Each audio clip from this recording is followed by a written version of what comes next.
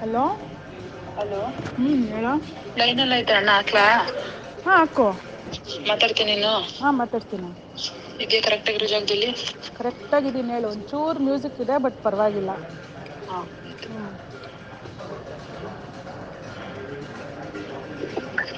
ಅಣ್ಣ ವನಿತಾ ಲೈನಲ್ಲಿ ಇದ್ದಾಳೆ. ಅಣ್ಣ ನಮಸ್ತೆ ಅಣ್ಣ, ವನಿತಾ ಮಾತಾಡೋದು. ಊಟ ಆಯ್ತಮ್ಮ? ಹಾಂ ಆಯ್ತಣ್ಣ, ನಿಮ್ಮದು? ಜಸ್ಟ್ ಆಯ್ತು. ಹೇಳಿ ಹೇಳಿ. ಬ್ಯುಸಿ ಇದ್ರಾ? ಹಾಂ ಒಂದು ಕಡೆ ಎಲ್ಲ ಬರ್ತಾ ಇದ್ದೆ. ಓಕೆ. ಅಲ್ಲ ಅಣ್ಣ, ಅದೇ ನಿಮಗೆ ಗೊತ್ತಲ್ಲ, ನೀವು ಹೇಳಿದ್ರಿ ಅಂತಲೇ ಎಲ್ಲ ಸ್ಟಾರ್ಟ್ ಮಾಡಿದೆ. ಇವಾಗ ಎಲ್ಲ ಪೂರ್ತಿ 2-2.5 ತಿಂಗಳಾಯಿತು, ಎಲ್ಲ ಒಂದೇ ಕಡೆ ಸ್ಟಾಪ್ ಆಗಿಬಿಟ್ಟಿದೆ. ಐಶು ಅದಕ್ಕಿಂತ ಮುಂಚೆ ಸ್ವಲ್ಪ ಎಲ್ಲ ಸರಿ ಮಾಡ್ತಿದ್ಲು. ಇವಾಗ ಅವಳು ಫುಲ್ಲು ಪ್ರಾಬ್ಲಮಲ್ಲಿದ್ದಾಳೆ. ಇವಾಗ ಒಂದು ರೊಟೇಶನ್ ಮಾಡಿಲ್ಲ ಅಂದರೆ ತುಂಬ ಕಷ್ಟ ಆಗ್ಬಿಡುತ್ತಣ್ಣ. ಹಾಂ ಜನವರಿಯಿಂದ ಹಾಂ ಈ ಎಲೆಕ್ಷನ್ ಬಂದ್ಮೇಲೆ ಬಹಳ ನನಗೆ ಹ್ಞೂ ಸಿಕ್ಕಾಪಟ್ಟೆ ಅಟೆಂಡ್ ಆಗಿದೆ. ಹ್ಞೂ ಗೊತ್ತು ಪಾಪ ಎಲ್ಲ ಇದಾಗಿದೆ, ಏನಾಗಿದೆ ನನ್ನಿಂದ ನಿಮಗೂ ತೊಂದರೆ ಆಗಿರೋದು ನಮ್ಗೆ ಗೊತ್ತಿದೆ. ಹ್ಞೂ ಈಗ ಸ್ವಲ್ಪ ಈ ಮೇ ಎಂದವರೆಗೂ ಎಲೆಕ್ಷನ್ ಆಗುವಾಗ ಸ್ವಲ್ಪ ನನಗೆ ಕಷ್ಟನೇ. ಹ್ಞೂ ಈಗ ಆದಷ್ಟು ಬೇಗ ಫುಲ್ಫಿಲ್ ಮಾಡ್ತೀನಿ. ಏನೇ ಲಾಸ್ ಆಗಿದ್ರು ನಾನು ಕವರ್ ಮಾಡ್ಕೊಡ್ತೀನಿ. ಓಕೆ, ನಾನು ಬೇಕಾದ ಸೆಕ್ಷನ್ ನಾನು ಸೇರ್ಸೇ ಕೊಡ್ತೀನಿ. ನನಗೆ ತರ ಕಷ್ಟ ಇಲ್ಲ. ಇವಾಗ ಹಿಂಗಿರೋ ಪರಿಸ್ಥಿತಿ ಏನು ಎಲೆಕ್ಷನ್ ನಾನೇ ಮಾಡ್ಬೋದು. ಅಲ್ಲ ಅಣ್ಣ, ಬಟ್ ಮೇ ತನಕ ತಡೆಯೋದು ತುಂಬ ಕಷ್ಟ ಅಣ್ಣ. ಇವಾಗ ಈಗ ಏನಿಲ್ಲ ಎಲೆಕ್ಷನ್ ಅಂದರೂ ಇಡೋದಕ್ಕೆ ನಾನು ಏನು ಮಾಡಕ್ಕಾಗಲ್ಲ. ಎಲ್ಲ ಕತ್ತೆ ಬಂದು ಕೂತಿದೆ. ಇನ್ನು ಋತುಗೆ ಎಲ್ಲಾರ್ಗು ಮಾಡಿ ನನಗೆ ಗೊತ್ತದು. ಅಪ್ಪ ಇವಳು ಕೂಡ ಒಂದು ವರ್ಷದಿಂದ ನನಗೆ ವೇಟ್ ಮಾಡ್ಕೊಂಡು ಅವಳು ಸಪೋರ್ಟ್ ಮಾಡ್ತಿರೋದು ಗೊತ್ತು. ಎಲ್ಲಾನು ಬಂದು ಇವಾಗ ನನಗೆ ಎಲೆಕ್ಷನ್ ಟೈಮಲ್ಲಿ ಆಗಾಯ್ತು ಅಷ್ಟೇ. ಏನಿಲ್ಲ, ಆದಷ್ಟು ಇದು ಮಾಡ್ಕೊಂಡು ಮಾಡ್ತೀನಿ. ಏನ್ ಲಾಸ್ ಇದೆ ಅದು ನಾನು ಸೇರ್ಸ್ ಮಾಡ್ತೀನಿ.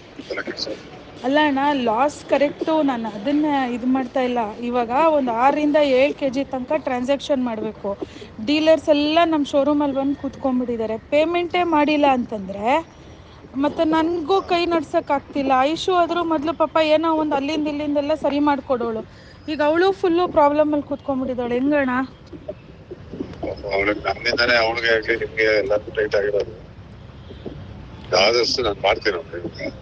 ಸ್ವಲ್ಪ ಇವಾಗ ಮೇನ್ ನಂಗೆ ಸ್ವಲ್ಪ ಫ್ರೀ ಬಿಡಿ. ಎಲೆಕ್ಷನ್ ಎಲ್ಲ ಟೋಟಲ್ ಹಿಡ್ಕೊಂಡು ಅದೇನೇ ಲಾಸ್ ಇದ್ರು ನಾನು ಮಾಡ್ಕೊಡ್ತೀನಿ ಅಷ್ಟೇ. ಈಗ ನೀನು ಮೇ ಎಂಡ್ಗೆ ಅವಳು ಕುಟ್ಟಿ ನೀನ್ ಕ್ಲಿಯರ್ ಮಾಡೋದು ಮೇ ಎಂಡ್ ಕ್ಲಿಯರ್ ಮಾಡು.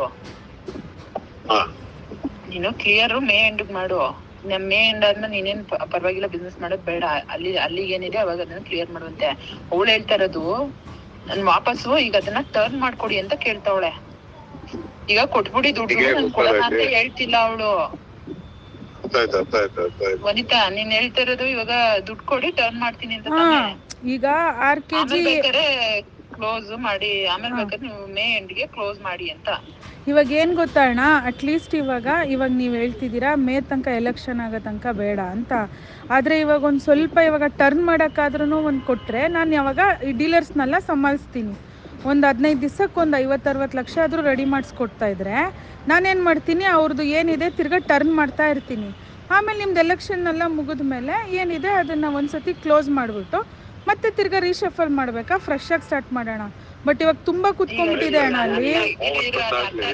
ಅಣ್ಣ ಹೆಂಗೆ ಗೊತ್ತವಳು ಹೇಳ್ತದ್ದು. ಈಗ ನೀನು 2-2 ಕೋಟಿ ಕೊಟ್ಟು 3-3 ಕೋಟಿ ಕೊಟ್ಟು ನಿನಗೆ ಮಾಡೋದ್ ಬೇಡ. ಕರೆಕ್ಟ್. ಅಲ್ವಾ? ನೀನು 2 ಕೋಟಿ 3 ಕೋಟಿ ಕೊಟ್ಟು ಈಗ ಮಾಡ್ಬೇಡ. ನೀನು ಒಂದ್ ಕೆಲ್ಸ ಮಾಡು, ಅವಳಿಗೆ 15 ಡೇಸ್ಗೆ ಒಂದ್ಸರಿ 50 ಲಕ್ಷನೋ 60 ಲಕ್ಷನೋ ದುಡ್ಡು ಕೊಟ್ಟು ಕಳ್ಸು. 15 ದಿನಕ್ಕೆ ಮಿಸ್ ಮಾಡ್ದೆ. ಅವಳು ಅದ್ರಲ್ಲಿ ಟರ್ನ್ ಮಾಡ್ಕೊತಾಳೆ. ಅಂದ್ರೆ ಅವಳು ಏನ್ ಮಾಡ್ತಾಳೆ ಅಂದ್ರೆ, ಅವಳೇ ಹೊರಗಡೆಯಿಂದ 1-2 ಕೋಟಿ 3 ಕೋಟಿ ದುಡ್ಡು ತಂದು ಅದನ್ನ ಟರ್ನ್ ಮಾಡಿ ಅದಕ್ಕೆ ಬ್ಯಾಲೆನ್ಸ್ ಮಿಗುತ್ತಲ್ಲ, ಬ್ಯಾಲೆನ್ಸ್ ಏನು ಕವರ್ ಮಾಡ್ಬೇಕು ಅದನ್ನ ಈ ದುಡ್ಡಲ್ಲಿ ಕವರ್ ಮಾಡ್ಕೊತಾಳೆ. ಕವರ್ ಮಾಡಿ ಅವಳು ಅದನ್ನ ಟರ್ನ್ ಮಾಡ್ತಿರ್ತಾಳೆ. ನೀನ್ ಕೊಟ್ಬಿಟ್ಟು ಈಗ 31st ಆಗ್ಲಿ, ಇದು ಮಾರ್ಚ್ 31st. ಆಮೇಲೆ ನಾನು ಕರ್ಸ್ಕೊಂಡ್ ಮಾತಾಡ್ಬಿಟ್ಟು ಅದೇ 15 ಡೇಸ್ ಅದನ್ನ ಐಡಿಯಾ ಮಾಡಿ ಮುಗಿಸ್ತೀನಿ.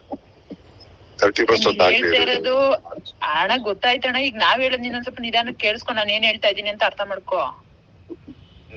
ಈಗ ನಾನು ಇವಾಗ ಏನು ಗೊತ್ತಣ್ಣ, ಆಲ್ರೆಡಿ 3 ತಿಂಗಳಿಂದ ನಾವು ಕರೆಕ್ಟಾಗಿ ಮಾಡಿಲ್ಲ ಅಲ್ವಾ.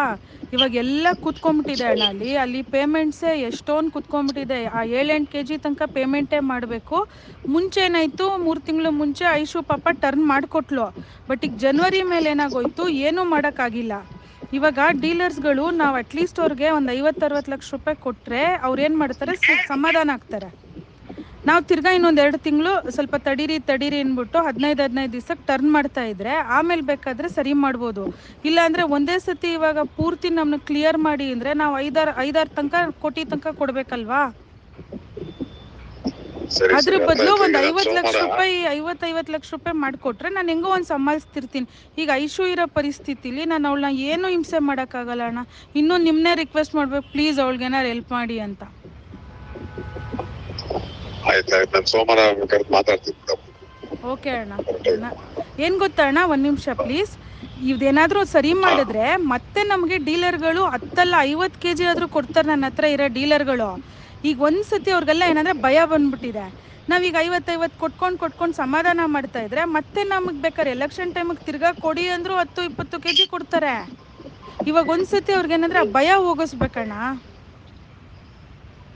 ಆಯ್ತು, ಬೇಜಾರು ಮಾಡ್ಕೋಬೇಡಿ ಅಣ್ಣ. ಓಕೆ, ಹೇಳಿ ಅಣ್ಣ.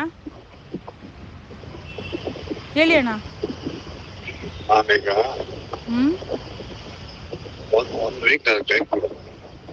ಆಯ್ತು. ನಾನು 50 ಲಕ್ಷ ಮಾಡಿ ಕಳಿಸ್ತೀನಿ. ಸರಿ ಅಣ್ಣ, ಸ್ವಲ್ಪ ನೋಡಿ ಅಣ್ಣ please. Okay, bye. Hello, cut ಮಾಡಿದ್ರಾ? ಹುಷಾರು.